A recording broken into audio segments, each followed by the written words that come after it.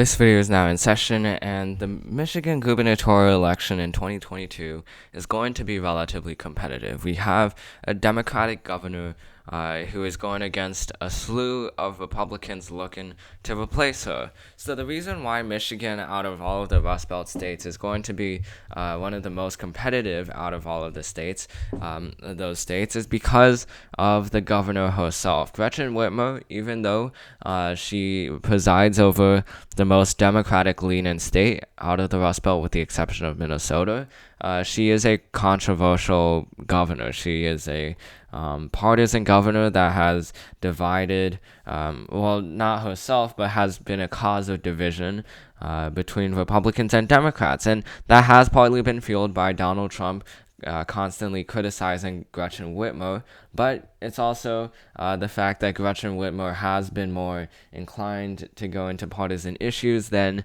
other governors like Tom Wolf or Tony Evers. So for Gretchen Whitmer, she is facing a competitive election in 2022, and according to polls, Whitmer and the one of the Republican candidates, James Craig, are effectively tied. So we can see here that there's a 1-point lead for Gretchen Whitmer in this epic MRA poll. It's not really the best pollster out there. And then if we look at this R-rated pollster, also not the best pollster out there.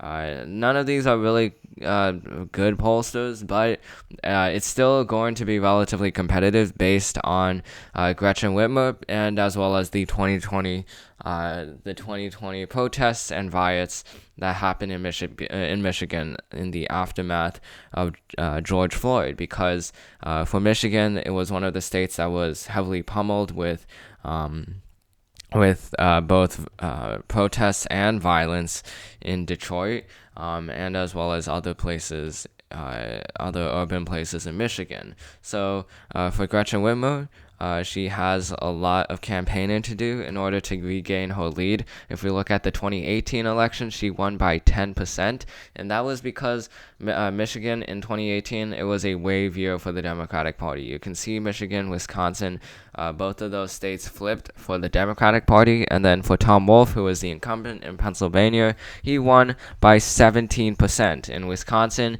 Tony Evers won by 1% against an incumbent, Scott Walker. So you can see here that it was a blue wave year, but this year, or I guess 2022, it's not really going to be a blue wave year at all. In fact, it might turn out to be a red tilt in 2022, which will make this race pretty competitive. So for the Republican side, there are two main candidates to note. James Craig, the first one, was the former head of the Detroit Police Department, and the fact that he is part of the police department is pretty good for the Republican Party, because he's essentially going against Gretchen Whitmer, and he can say that Gretchen Whitmer is fueling violence, especially in the aftermath of the 2020 George Floyd protests. So that gives some credibility to his position. And then you also have other police captains like Mike Brown, and you also have Garrett Soldano, who used to be the chairman of Unlock Michigan. So you have a bunch of Republicans that are very well willing to dabble themselves in cultural issues related to BLM and COVID-19 mask mandates. So for the Republican primary, they have those candidates, and then they also have John James. John James was used to be a U.S. Army captain, and he was a Republican nominee for the Senate in 2018 and in the 2020 election. So in terms of the top two candidates, it's mainly between James Craig and John James. Both candidates are in this poll right here, and ultimately John James ends out on top, but it's more likely that James Craig will end out on top in reality, primarily because even though John James in the 2020 election, he lost by just above 1%, 1.7%, which is a very narrow margin. Ultimately, John James lost 2 elections. For the Republican Party, they most likely won't want him to be responsible for losing a third election. Effectively, he's at this point he's running in the major statewide races of the U.S. Senate and the governor's position, and that would make him more of a perennial candidate.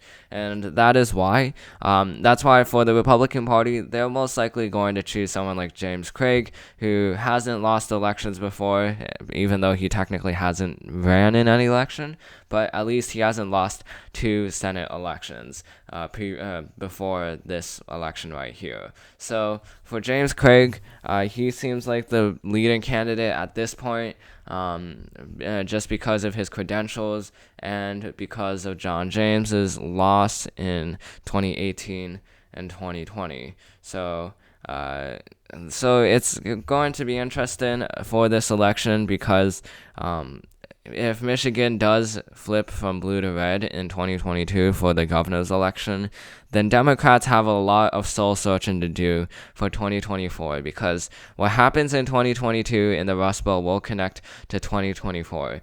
What happens in Wisconsin, Michigan, and Pennsylvania will have implications for 2024, because if all of these 3 states have their governor's elections turned from blue to red, then for the Democratic Party, they're going to have a tougher time winning in these 3 states in 2024. And for the Democrats and for Joe Biden, he needs to either win these 3 states or Texas and Florida in order to win the presidential election. If he's not able to get 2 or 3 of those 5 states, then he's going to lose the election to either Donald Trump or Ron DeSantis. So for the Democratic Party, they need to ensure that they can win in Pennsylvania without an incumbent, and that they can win in Wisconsin, which is a very Republican state. But they also have to make sure that they don't lose in Michigan, because Michigan is the bluest state out of these 3 states. And you can also note Minnesota, because Minnesota, you have Tim Walz. And for the Republican side, they could try to build, or I guess learn from their mistakes in 2020. And if they do make this race competitive, then that is a worrying sign for the Democrats in 2024. But there shouldn't be any worry for Democrats just yet, primarily because the polls, these polls are relatively unknown or relatively questionable polling companies, and so far the Democrats are still leading in these 3 states. So that's the end of this video. Hope you enjoyed it. This video is now adjourned, and I'll see you in the next one.